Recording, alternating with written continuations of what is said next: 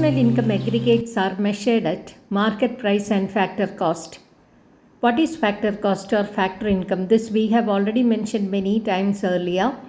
Factor income is the income received by the factors of production such as land, labor, capital and entrepreneurship. Land gets rent, labor gets wages or salary, capital gets interest and entrepreneur gets profit. So the sum total of this factor income is the factor cost, and market price is the price at which a product is sold in the market. When a product goes to the market for sale, government levies indirect taxes like sales tax, excise duty, etc., which is added to the factor cost of the commodity. So the price of a commodity includes these indirect taxes. So national income aggregates can be measured at factor cost and market price. So the difference between market price and factor cost is net indirect taxes. Net indirect taxes is included in market price and excluded from factor cost. That means factor cost, when we measure the national income aggregates at factor cost, it does not include net indirect tax. But when we measure the national income aggregates at market price, it includes net indirect tax. So net indirect tax is equal to indirect taxes minus subsidy. Indirect taxes example is goods and service tax, GST. It is imposed on the production and sale of goods and services by the government of a country, and subsidy is the financial help given by the government to enterprises. It is to boost the welfare of the society, and it is a part of non-plan expenditure of the government. Major subsidies in India are petroleum subsidy, fertilizer subsidy, food subsidy, interest subsidy. There are various examples of interest subsidy.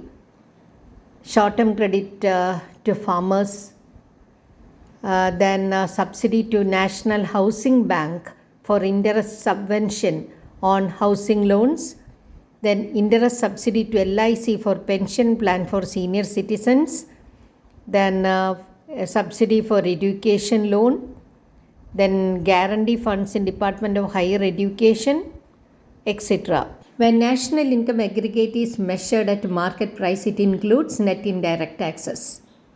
When we deduct net indirect taxes, we get the national income aggregate at factor cost. So, market price minus net indirect tax factor cost plus net indirect taxes, we get the national income aggregate at market price. Next is gross and net concept. Gross means the value of product including depreciation. Net means the value of product excluding depreciation. The difference between gross and net is depreciation.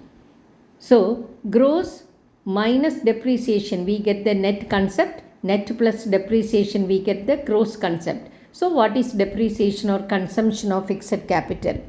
There is a reduction in the value of an asset over time, and due to wear and tear, normal wear and tear, because the machines, equipments, they are fixed assets, but there will be normal wear and tear because of continuous use.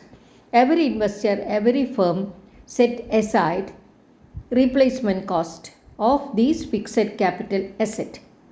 It is otherwise called maintenance cost.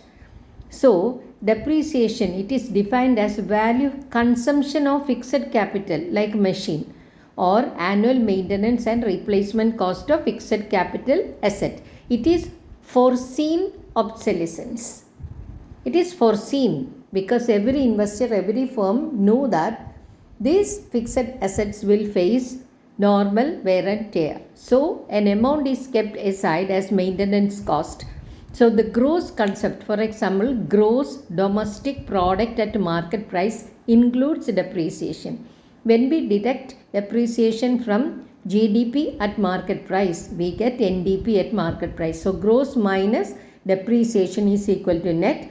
Net plus depreciation is equal to gross. And here, sometimes there will be wear and tear due to unforeseen obsolescence like flood. That is not included in depreciation. It is unforeseen obsolescence. So depreciation is otherwise known as consumption of fixed capital. That means for normal wear and tear of fixed assets like machine, every firm set aside maintenance cost. So gross concept includes that. What is the difference between factor income and transfer income? Transfer payment is not at all included in the calculation of national income, but factor income is included. So income earned by factors of production by rendering their productive service in the production process, that is factor income. You have already learned it. It is known as rent, interest, wages, salary and profit. It is a bilateral concept. That means two-way concept. It is included in national income because it contributes in the flow of goods and services.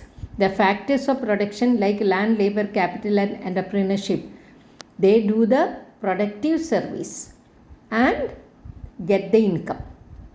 Rent, interest, wages or salary and profit. But transfer income is transfer payment. It is a payment received without rendering any service in return. So income received without rendering any productive service, it is unilateral concept, one-sided.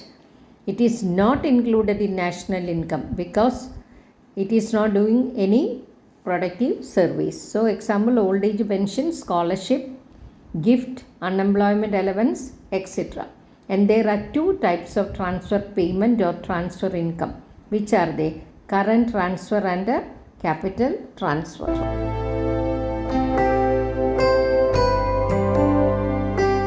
What is the difference between current transfers and capital transfers? The transfers made from the income of the payer and added to the income of the recipient for consumption expenditure is called current transfer. It is recurring or regular in nature. That is, a transfer made out of the current income of the payer and added to the current income of the recipient. That is current transfer.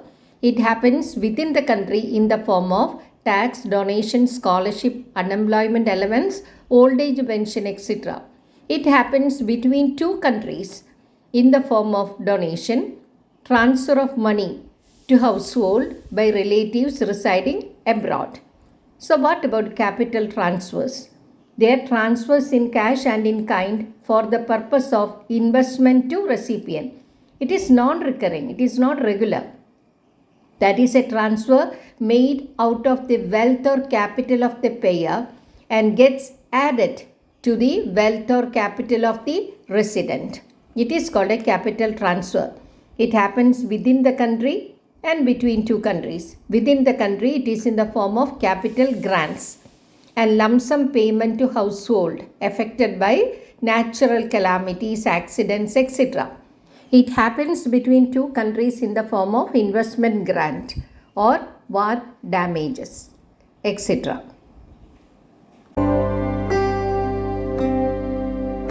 We'll come back with more terms and concepts of national income.